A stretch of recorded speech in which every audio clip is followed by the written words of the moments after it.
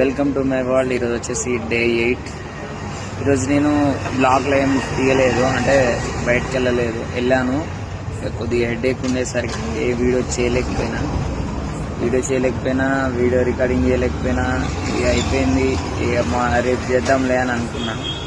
నేను పొద్దు నుంచి హెడేక్ ఉండే, ఇప్పుడు నార్మల్ అయినా కొద్దిగా వాకింగ్ చేద్దామని బయటకు వచ్చిన. బయటకు వస్తే వాక్ చేస్తుంటే ఒక అన్న సాడే కూర్చుండు. ఏమైందని అడుగుతాన్నా ఏమైంది కొద్దిగా అట్లా సాడ్గా ఉన్నావు అని అడిగితే, లేదు తమ్ముడు, ఈరోజు మా ఫ్రెండ్ చనిపోయిన రోజు, అందుకే కొద్దిగా బాధగా ఉన్నా. ఇప్పుడు ఇక్కడ ఉండేటప్పుడు మేము ఇద్దరం కలిసి వచ్చి టీ తాగేటోళ్ళం. వాడు పోతూ ఒక మాట తీసుకున్నా కాడ, ఆ మాట తీసుకున్నాడు.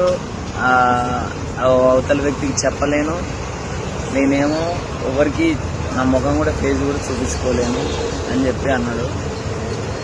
అడగంగా చెప్పిండు, కొద్దిగా బాధ ఓర్చుకొని. ఏమైందంటే వాళ్ళ ఫ్రెండ్ ఒక అమ్మాయిని లవ్ చేసిందంట. లవ్ చేసిన తర్వాతకి ఆ అమ్మాయికి చెప్పకముందుకే చనిపోయిందంట.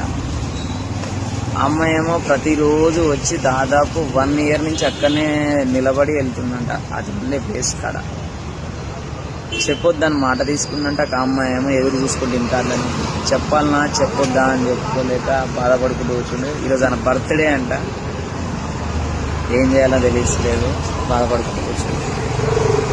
కొన్ని లవ్ స్టోరీలు ఎండ్ ఇలానా అయితే ఏమో, సినిమాలో కొన్ని స్టోరీలు ఉన్నాయి కదా, స్టోరీ అనే నేను అనుకున్నా. కానీ చూపెట్టిండు, కొన్ని పిక్స్ చూపెట్టిండు. అన్న ఇస్తావా కొద్దిగా ఇట్లా చెప్తా అంటే, వద్దు తమ్ముడు అని చెప్పిండు. ఏమో నాకు అట్లాంటి ఫీలింగ్ నాకు తెలియలే, కానీ ఇలా జరిగింది. ఒక కథ ఇట్లా సాడ్గా ఎండ్ అయింది. ఏనేమో కథలు అంటారు, జీవితాలు అంటారు. బాయ్, మళ్ళా రేపు వెళ్దాం.